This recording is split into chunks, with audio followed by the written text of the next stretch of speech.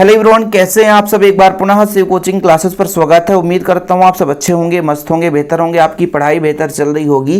Class 11 physics में बच्चों chapter second चल रहा है सरल रेखा में गति, जिसमें आज का टॉपिक है गति का तृतीय समीकरण v square equal v not square plus 2as। जहां पर बच्चों v क्या है आपका अंतिम वेग है, v नॉट क्या है आपका प्रारंभिक वेग है ना, a क्या है त्वरण और s क्या है विस्थापन। जैसे कोई वस्तु एक निश्चित स्थिति से गति करना स्टार्ट करता है, जैसे मैं कह देता हूं बिंदु a है, यहां से गति करता है, कुछ समय पश्चात जो वस्तु है यहां पर पहुंचता है b पर, तो यहां पर कुछ ना कुछ इसके वेग में परिवर्तन हुआ होगा। तो मान के चलते हैं भैया एक समान त्वरण से गतिमान है, एक समान त्वरण से आगे गतिमान है और a से b तक गया होगा, तो कुछ ना कुछ विस्थापन हुआ होगा।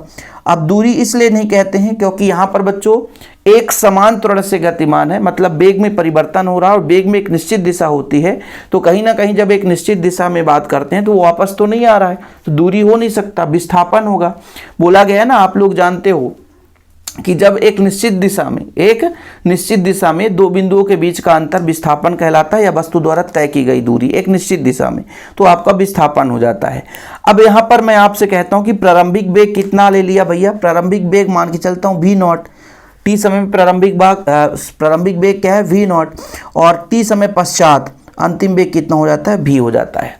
तब यहाँ से गति का प्रथम समीकरण हम लगाएंगे। यहाँ तक क्लियर है कि माना वस्तु का त्वरण एक समान त्वरण स्मॉल a है ना, और t समय 0 पर मतलब प्रारंभिक समय पर उसका वेग v नॉट है और t समय पश्चात उसका वेग v हो जाता है, और जिससे वस्तु का विस्थापन a से b तक के बीच की दूरी ही विस्थापन यहाँ पर कितना हो गया बच्चों आपका s हो गया।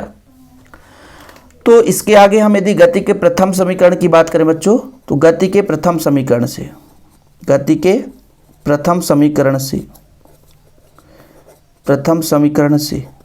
गति का पहला समीकरण बता दो जरा, कितना है v इक्वल बच्चों कितना होता है v नॉट प्लस ए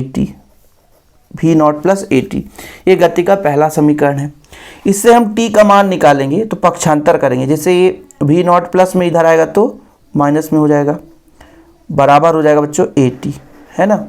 अब t का मान इससे निकालना चाहें हम, t का मान तो कितना हो जाएगा, t बराबर v minus v not upon a, ये हो गया स्मॉल a, ठीक है, v minus v not upon small a हो गया। यहाँ तक क्लियर है। गति के प्रथम समीकरण से कोई वस्तु एक समान त्वरण से गतिमान है, t समय पश्चात उसका वेग v हो जाता है, प्रारंभिक वेग v नॉट है और वस्तु का विस्थापन s हो गया।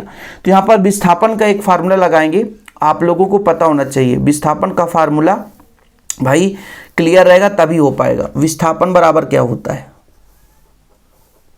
विस्थापन बराबर हो जाएगा बच्चों औसत वेग, क्या हो जाएगा, औसत वेग गुणे समयांतराल। अब ये औसत वेग कैसे निकालते हैं, औसत वेग निकालने का तरीका बता सकते हो आप लोग, औसत वेग कैसे निकाला जाता है। देखिए मैं यहाँ पे आपको बता देता हूँ, थोड़ा सा औसत वेग बता देता हूँ। क्या होता है जब भी औसत निकाला जाता है तो आंकड़ों का योग बटे आंकड़ों की संख्या। जैसे मान लीजिए अंतिम वेग v है, प्रारंभिक वेग v नॉट है, दोनों का योग करेंगे, संख्या कितनी है 2 है, तो ये आपका औसत वेग निकल कर आ जाता है। ठीक बच्चों, तो यहाँ पर वैल्यू पुट करेंगे, विस्थापन आपका s, औसत वेग कितना, प्रारंभिक और अंतिम वेग का योग, कितने वेग हो गए 2, तो यहाँ पर हो गया। समय अंतराल कैसे निकालते हैं, अंतिम समय में से प्रारंभिक समय को क्या करते हैं, घटाते हैं, तो आपका आ जाएगा बच्चों v प्लस v नॉट अपान 2 और ये t हो जाएगा, तो आपका t हो गया। ठीक है, कोई दिक्कत तो नहीं है। अब इस t का मान यहाँ से वैल्यू पुट कर दो सिंपल तरीके से, तो कितना हो गया s बराबर v प्लस v नॉट अपान 2 और t का मान कितना बच्चों v minus v not upon a।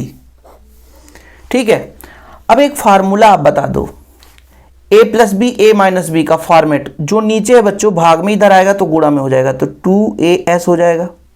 ठीक है, a plus B A minus B, formula क्या है a plus B A minus B, तो क्या हो जाएगा a square minus B square, तो a स्क्वायर मतलब v square minus B square मतलब v नॉट का स्क्वायर, ये हो गया, कोई दिक्कत तो नहीं है। अब हम पक्षांतर करेंगे तो भी ठीक, नहीं करेंगे तो भी ठीक, इतना भी सही है। अब इसको पक्षांतर करेंगे तो इधर हो जाएगा v not square plus 2as बराबर भी स्क्वायर, या इसको हम ऐसा भी लिख दें कि भी स्क्वायर बराबर, इसको इधर पक्षांतर कर दिए और इन दोनों को एक साइड लिख दी। ठीक है, यही तो हमारा गति का तीसरा समीकरण है। बस 3-4 मिनट में आ जाता है गति का पहला समीकरण, दूसरा समीकरण, तीसरा समीकरण। चाहो तो एक ही वीडियो लेक्चर में कंप्लीट करा देता, लेकिन क्या होता है ना कि लॉन्ग वीडियो बोरिंग ना लगे, है ना। छोटे छोटे टॉपिक को आपको एक एक छोटे छोटे लेक्चर के माध्यम से कराया जाता है ताकि आप लोगों को पढ़ने में भी मजा आए। कम समय में वीडियो कंप्लीट हो जाता है, क्वेश्चन भी कंप्लीट हो जाता है। तो हमारा जो गति का एक समान, जब कोई वस्तु गति कर रहा होता है या एक समान त्वरित गति के लिए गति के समीकरण की बात करें, पहला समीकरण, दूसरा समीकरण और तीसरा समीकरण हमने करा दिया। ग्राफी विधि से भी हम तीनों समीकरण को कराएं, क्योंकि क्वेश्चन पूछा जाता है, बेग समय ग्राफ आ जाता है ना। तो क्वेश्चन दिया आ गया तो भाई वहाँ से फिर दिक्कत हो जाती है, इसलिए आप लोगों को ग्राफी विधि से सीखना है। बिल्कुल निश्चिंत रहें, क्रम से सारा चीज़ हम कराएंगे। चैनल पे पहली बार आए, चैनल को सब्सक्राइब कर लें। जिनको नोट्स लेना है भैया कि इसका हैंड रिटेन नोट्स चाहिए तो कॉन्टैक्ट नंबर लिख लो 96 85 29 91 49, 9685299149, 96 85 29 91 49। ये मेरा पर्सनल नंबर है, इस नंबर पर आप कॉन्टैक्ट करके नोट्स ले सकते हैं। फिलहाल अभी के लिए इतना ही। जय हिंद, वंदे मातरम।